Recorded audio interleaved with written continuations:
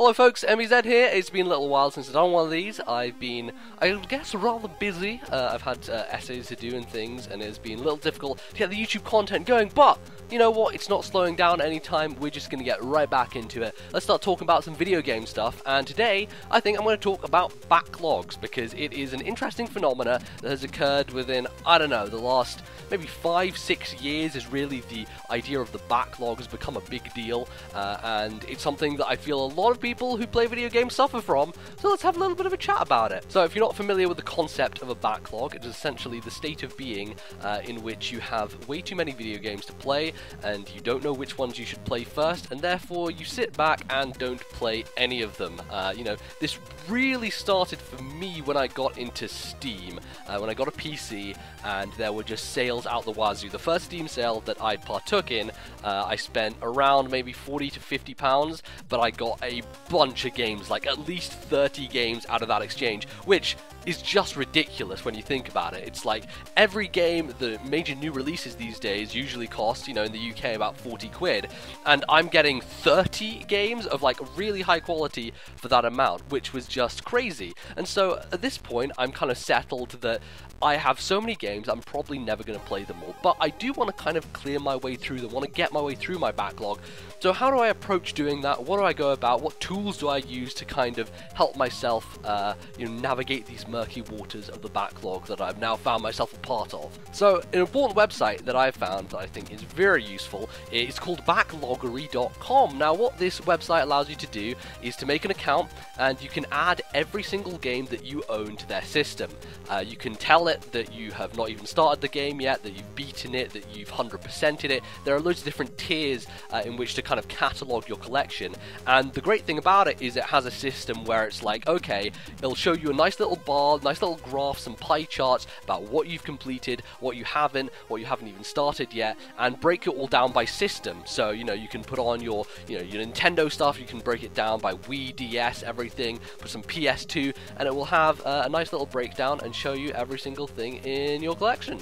You can also choose to go ahead and say, I'm playing this right now and I'm playing this right now, and at the top of your main kind of account area it will say, alright, you're currently playing these games, and it will also let you put the date at which you finish one. So across the year you can catalog, okay, on this date I beat this, on this date I started this, and not only are you able to see, stuff that you have grinded through and been able to clear out of the backlog, but you also know exactly when you did it. So by the end of the year you can go back and say, oh, I completed 45 games, or I added like 30 extra ones, so now I'm back, and it'll give you like an estimate of like a plus or minus number.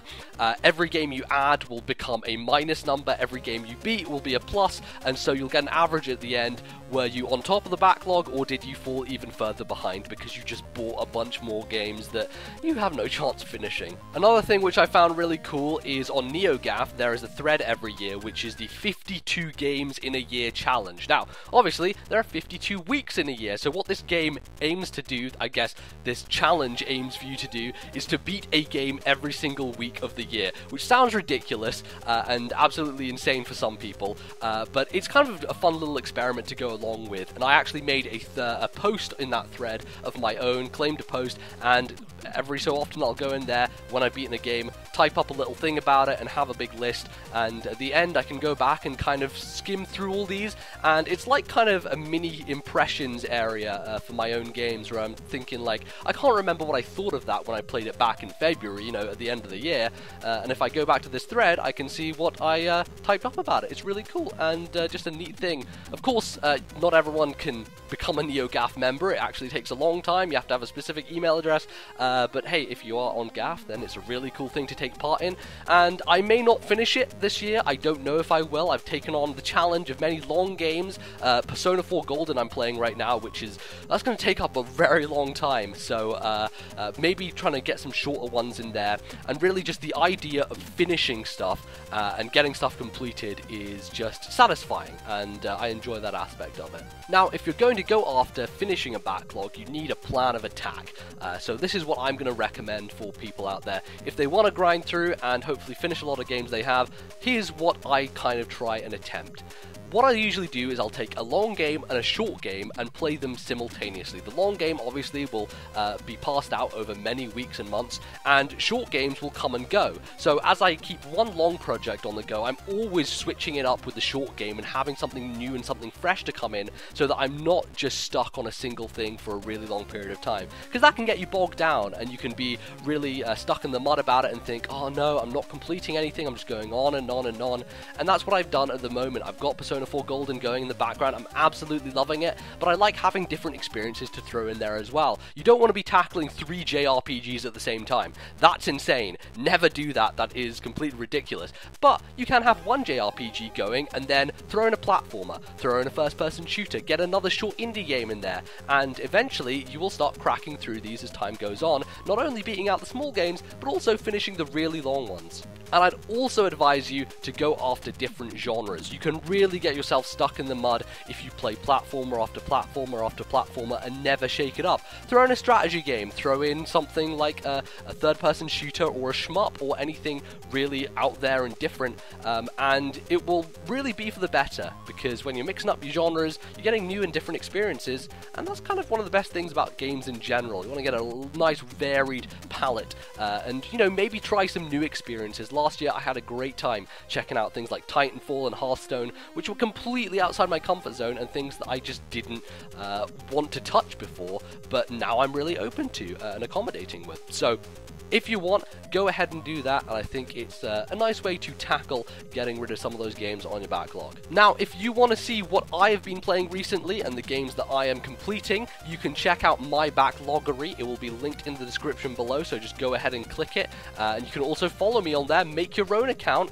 and let me know about it. That would be a really cool thing to do, and we can follow each other and help each other along. That's another cool thing about that site, is it shows you in the sidebar your friends who are also on there, what they've been completing, and you can make it kind of a meta game. Who is beating the most games, who's getting through the most games, and it's a really fun time. It's a neat thing to do, so I'd advise you to go ahead and make an account. It's a really cool place. But I also want to hear from you in the comments, so let me know, what is your gaming backlog right now? Is it huge? Is it non-existent? Do you have too many games that you know you're never going to finish? I'm really interested and all that stuff, so please let me know. I'll dive into the comments and be talking with you guys. How many games do you have that you still want to play / need to play before all the new stuff comes out? And that's the big thing, keeping the balance between all the fresh exciting things coming out of video games these days, and remembering that, you know, there are some things that you should really go back and play to inform yourself, to know you know, where things began, and that's the real challenge here with the backlog, I feel. So there you have it. I will hopefully be back to making some more of these vloggy, gamey type videos soon. I am planning to do a video on Yokai Watch, which is a really interesting thing, potentially being released in the West this year, and I'm going to be talking about how potentially it could be bigger than Pokemon. So we'll get to that when we get to it, but for now, thanks very much for watching. You can subscribe if you like, and leave a like down on this video, and that would be really appreciated. Until next time, I've been MBZ, and I'll see you guys then.